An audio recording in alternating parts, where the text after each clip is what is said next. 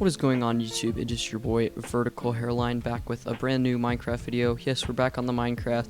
Today I will be going over 10 things that I wish I knew when I started Minecraft Survival back in 2011. Alright, let's get right into it. So the first thing that you're going to want to do is make sure that when you start your survival world, you get your first wood and stuff, you're going to want to make your house a lot bigger than you'll think you'll need it to be. Now here I have generic starter house.exe. Obviously I'm such a pro builder, I would never build something such egregious as this. But you have your house, right? You can fit a bed, you can fit a furnace, your crafting table and stuff in here. But once you get deeper into the game and you're like, what if I want a super smelter? Then you're going to have to open up a wall, build all the way around it, enclose it. It looks super weird. Then you're going to have to continue whatever pattern you have going on, like with a roof pattern or something, and then your cobblestone and everything. It's just a mess. So ideally you're going to want to make your first house very, very big if you want it to be your last house also. So the next thing that you're never going to want to do is spend your time mining too many diamonds. Now this is a very common mistake by new players. They really just want these diamonds, these things right here. It's really beautiful. You can make cool stuff with them. Now don't mistake me, diamonds are important because they give you a lot of things, but once you find enough diamonds to get maybe a full diamond set, you're not going to want to mine diamonds like this anymore,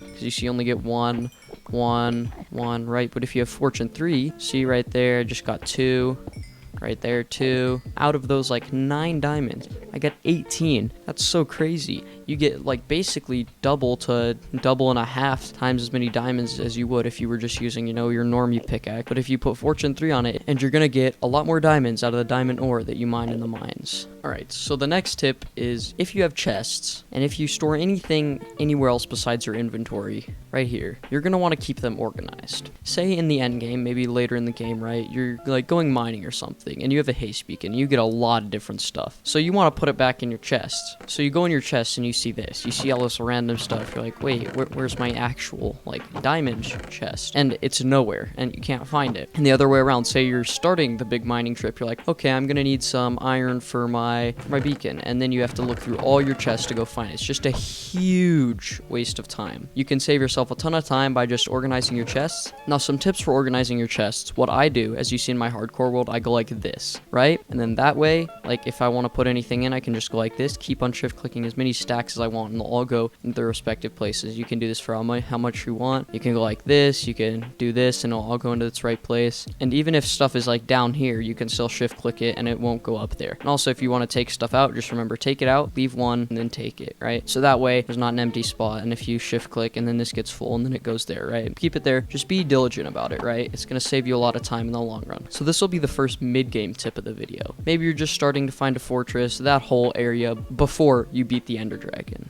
Okay, so if you're just starting your adventure into the Nether and you don't see a fortress like in your direct vicinity, and you have one of these spawns where you're kind of enclosed, there's not much too much open area to just run, you know, what you're going to want to do is just go in a straight line for as long as possible. So we're going to speed up the process by flying in creative. You're just going to want to run in a straight line, right? But once you see a more open area like this, what you're going to want to do is just take the path of least resistance. The idea of finding a fortress, you want to uncover the most blocks as possible to your Minecraft character's eyes, right? So you see the most blocks, there's a chance that they're the fortress blocks, and then you can find them. So yeah, right there, we just found one right over there. It went out a few distance. But you see here, if you take the path of least resistance, right, you have to get down here somehow. And that's probably, you're gonna go over here and mine down, right? And then for this, you aren't gonna want to bridge over that way. That's too hard. So you'll just take this right here. Or you could go through here, right? And then go up here, right? And then you find it. And then down here, you can just keep running, and then say a fortress wasn't here, you'd be so unlucky.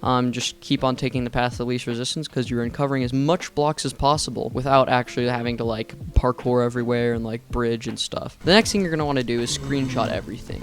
If I press T here, you can see I've already taken 2 screenshots. You want to screenshot where your fortress is. You're going to want to screenshot where your portal is. And if you find anything, like if you find a coral reef or you're flying around after you have the elytra, this also applies for endgame. If you find anything, screenshot where it is, because I can almost certainly guarantee you that you're going to need that place later. The next mid-game tip that you're going to want to know is that you have to beat the game quick. Because trust me, the game gets really boring if you don't have an elytra and you're just chilling at your base, right? Like, it gets really boring really fast. So you basically just want to speedrun, like, boom, lava pool, boom. If you already have your nether portal set up, great. Just go through there and then try to find the fortress as quickly as possible, because your life is made so much easier with an elytra, and it makes the game so much more enjoyable. All right, so after you've beaten the ender dragon, you have the gateway thing. Once you go through it, you're gonna ideally be looking for an end ship, right, in the end city. So there's a lot of different strategies to doing this. Now, the way that I usually do it is I just go straight for as long as possible. It's the same thing about mining diamonds. If you take too many turns, you're gonna retrace your steps too much. Now, if you find a place like this, you don't want to bridge all the way across here, but you could still keep going straight if you bridge here and then bridge there. These rules can generally apply to all end seeds because they're all relatively the same. And you're just going to want to keep going, until you find an end city, basically. So here you can bridge across, right? The one thing about this is you have to make sure that you have enough blocks, because running out of blocks in the end is just basically killing yourself. Oh, nope, see? If you just go in a straight line, you don't take too many turns or anything, you're gonna find an end city. This is like the most minimalist end city you could have. Like, there's the start and then the ship, and that's it. You know what it does have? An elytra, of course, and this, oh, it didn't give it to me because I was uncreative, but that thing makes your life a lot easier. Now, the next thing that you're going to want to do after you find an elytra is make an enderman farm, because these guys, if you kill them, they drop a lot of XP and pearls. They aren't super useful, but you can still do some things with them. So, enderman farms are very, very simple. Just look up a tutorial on YouTube. You just need a lot of blocks. If you want to make a hopper collection system, you can. I wouldn't recommend it because you just get an insanely large amount of pearls. But this way, you can get your gear maxed out using the enderman farm, because you can just, you know, if you need an enchantment, kill the enderman, get XP, and then repeat, and then do everything for your gear. I'd recommend building an enchanting setup at the enderman farm, because that way you don't have to go all the way home, you know, enchant your stuff, come back, kill the enderman, unlike what I did in my hardcore world. That was a bad decision. Now, the first thing that you're going to want to do when you get into the end game is make a creeper and a sugarcane farm, because sugarcane and gunpowder let you get rockets, and rockets let you fly with an elytra. And flying with an elytra, again, it's just, you know, quality of life improvement, but it can decrease the time it takes to build things, farms, anything really, by a ton, because you can just, if you need to go up, you can just fly. If you need to get down, you can just fly down, right? You can use rockets to go back to your base. You can fly everywhere super quickly, super fast mode of transportation. So you're going to want to build sugarcane farm, I don't know where the creeper went, and a creeper farm. So the next thing that you're going to want to do is have an organized ender chest. So this is what an ideal ender chest would look like. You can fill up these 3 other spots with more shulker boxes, but you have your shulker boxes, and then you have these 6 items. These are very important. Well, actually 5. I put in an extra thing. So you're going to want to have your fortune pickaxe, all right, your hoe, because now they're useful in 1.16, a bed, your flint and steel, eyes of ender, and chorus fruit. Now, the reason you're going to want to have your fortune pick, obviously, if you just find diamonds randomly from something, you can just whip out your fortune pick and get more diamonds than you normally would. Bed is pretty obvious. You can sleep at any time. Hoe is pretty obvious. It's just useful in 1.16. Flint and steel is pretty obvious because you need light portals and stuff. If you get trapped in the nether, then you have flint and steel in your ender chest. Chorus fruit is not as obvious, actually, but if you are somehow stuck in bedrock and you eat chorus fruit, you will be able to teleport out and be safe. And that's why you carry chorus fruit. And then eyes of ender for if you ever get lost. So if you ever get lost, you can bring some eyes of ender, find a new stronghold, you know, activate it, go through the portal, and then you can go through the end and then go home, right? And even if you break your spawn point, your previous spawn point, it'll transport you back to spawn chunks, which most people have stuff in. The next thing that you're going to do is build all your farms in spawn chunks, any mob-based farm. So the way you're going to do that is you're going to grab your compass and you're just going to follow it, right? Because compass leads to the spawn point, and then whenever it turns around, do that, right? And so my spawn point's right here because it keeps on turning around whenever I walk over this block.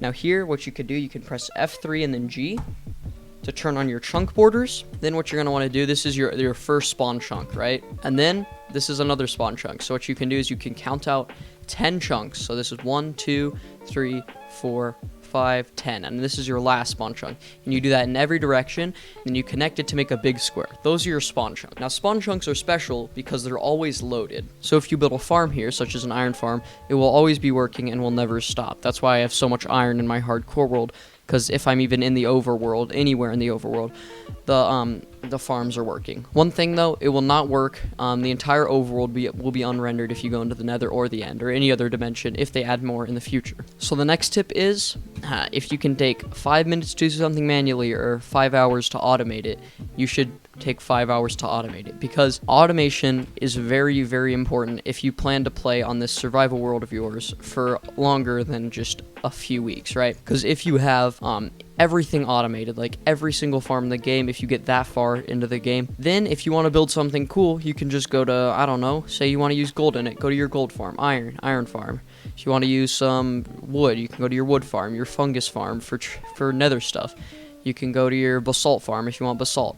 And then you have all these things readily available, so if you ever need something for a build, you won't have to go out and manually farm it. Now this last tip is for the people who aren't quite there yet in the end game where they have farms for everything, but they're getting there, they're like mining stuff for their farms. And it's, if you are farming something, say you're mining wood, right? You're going around breaking trees.